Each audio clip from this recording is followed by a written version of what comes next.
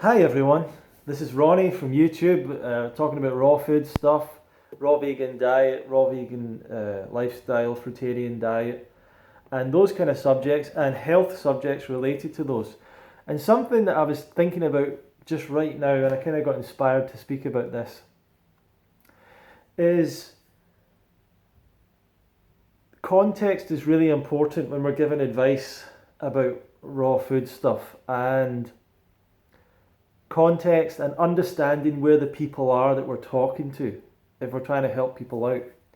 And the reason that I was inspired to make this video is I was scrolling through Facebook, and I saw a friend, and he was posting a picture of like a gourmet raw meal that he had, and it was raw falafel.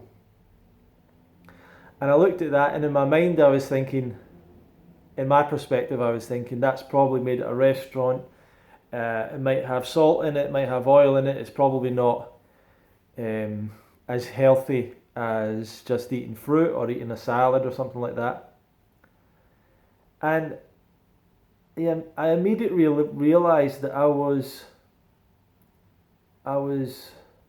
kind of judging that person or judging that action from where I am and not really where that person is at. So when I got into this raw food movement, there was a kind of a thing where we were saying, well, people were saying it's not just about being raw.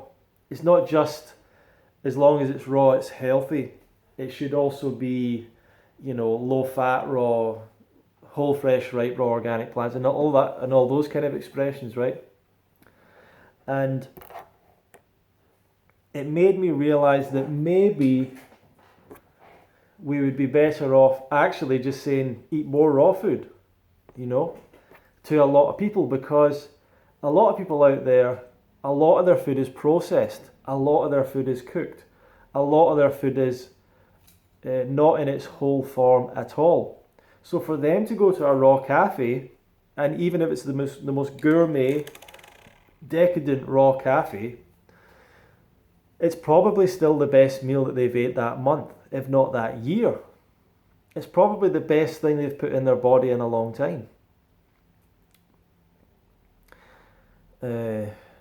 Joking aside or whatever. But I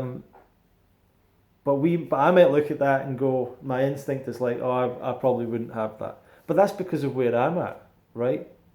So if you're speaking to an audience full of new people to raw, in a sense, maybe you should just say, eat more raw food. Maybe that should be the message. Because for a lot of people, that is a fantastic step forward. One of the things that got me further and further into raw food, when I look back, is that I stopped eating sugar when I was maybe 21 or 22, somewhere around that age. And obviously I was looking for things to replace that sugar taste, the sweetness, right? So I started eating more fruit. But something else that happened was you actually start to find different products that you've never seen before. So you start to go towards raw products. And there was a bar called a Naked Bar, which is still around, and a lot of other products like that were raw. And they would say like raw, vegan, or whatever it said on it. But I was really looking for the fact that it was, no sugar in it. That's what I was looking for. But that naturally led me to raw products and raw bars and things like that. And as I kind of progressed, whether it was vegetarian diet or vegan diet or whatever, that same thing applied, where you could always count on the fact that if you had something that was raw, you knew it was probably healthy, didn't have sugar in it, didn't have other things in it. And I think that's, without really thinking about it, that probably led me very slowly towards the idea of eating fully raw. Eating Naked Bars 10 years ago or whatever it was, 15 years ago.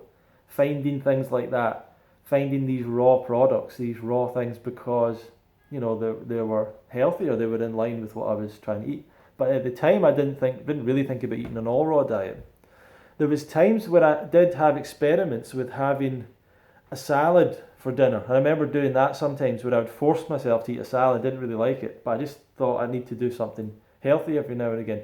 And I couldn't make it through the rest of the day without eating something else usually, because obviously there's not a lot of calories in a salad, but I didn't really know that at the time. But that, so in the context of where I was, at that point, if I'd met someone that said you should eat more raw food, the more raw the better, then it wouldn't have mattered if that had meant going to a raw cafe or eating a raw bar, because that would have still been a good step in the right direction for me.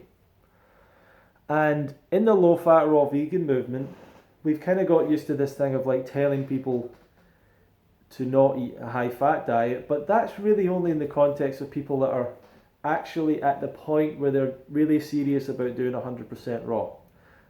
And I sort of think for everyone else, we should be spreading the message of more raw food, more unprocessed, uncooked food,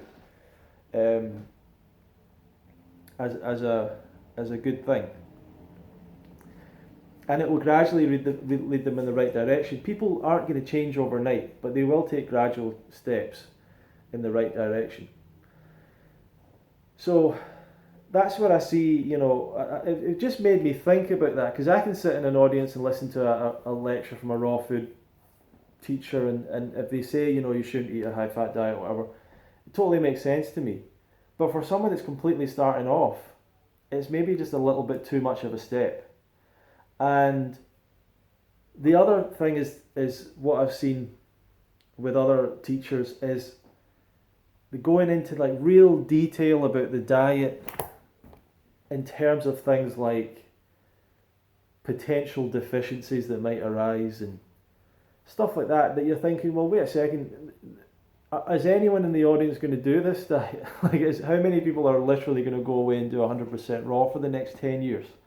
A very small amount, So the idea that there's a specific deficiency that comes about on a raw diet, if you're on a raw diet for 10 years or 20 years, so you need to watch out for this. It's like, why are you focusing on that when the audience of people are just trying to you're just trying to help these people make a step in the right direction to a healthier, better life. That's all we're trying to really do. We cannot force people to get to the place of eating 100% raw all the time. Can't really force it. We can inspire people, motivate them, show them the benefits, whatever, but we can't force people to do it. But we can definitely help people make changes. So I guess I just wanted to talk about context, because sometimes I think, what are we promoting? Are we saying raw vegan? Are we saying fruitarian? Are we saying raw food? What is the best phrase, And I still like saying raw food. I still like saying raw foodist, raw food diet, and things like that. And I do still like the raw cafes, the raw food cafes. Like there's not that there's none where I live. I don't think I could get a raw option, apart from I can go in and get a salad anywhere I like. But in terms of like a gourmet raw meal, I don't think there's anywhere that I live that I can get that. But I can get a cake. I can get a raw cake. There is a raw vegan cake place, but it's not a raw vegan restaurant. Like all the other food in it is cooked. So that's all I'm kind of saying. That's all I'm really. That's all I have to say for now. Just how are we putting this message across? For you guys that are just starting off, more raw food is enough to make a great start. More raw, go towards the raw products, the raw bars.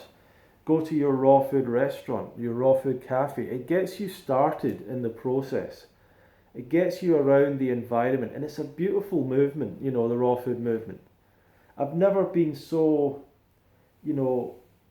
glad for the people that I've met. Something about this diet, it just attracts great people. I've never been that easy, never found it that easy to get on with new people and meet new people and be friends with new people. I've never been that good at doing it, and I've never totally felt like I fit in with a lot of people a lot of the time.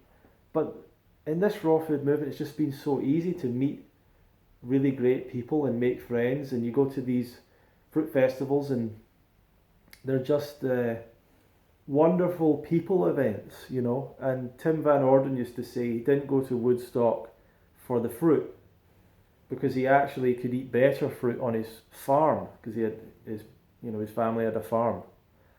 But he came because of the people. He came because it was like, he called it the Awesome People Festival. So that's true, you know. And I've still got a love for the energy of the raw movement. I don't know what it is. The people, the feeling, the environment, the the ideas, the opinions, all these things are kind of beautiful to me. And I guess that's one of the reasons I put on the fruit festival. It just felt like this is a passion for me. You know, this is a passion, and you should go towards these things that are exciting to you, and that you're passionate about. So that's my story really, and I've went around quite a lot in this thing, but it's just about context, I guess. When you're helping people out, when you're giving them advice, what are you saying? You know, oh, I'm a fruitarian or something like that's for some people that's too much of a step. If they might say, how did you start off doing this? Well, for me, it was like years ago, starting to eat little raw products now and again. You know, starting to eat more fruit, gradually making changes like that, and that's been an important thing. I think it's been a big important thing. So thank you for watching the video. If you would like to come to the UK Fruit Festival, you can go to fruitfest.co.uk and check out more information. And you can use my discount code RONSTER. That'll take 10% off. Might even increase that to 20% because all of our prices have gone up now. So there's still some last remaining places if you want to come. We would enjoy having you there. And I hope to see you this year, fruitfest.co.uk. So thank you very much for watching the video.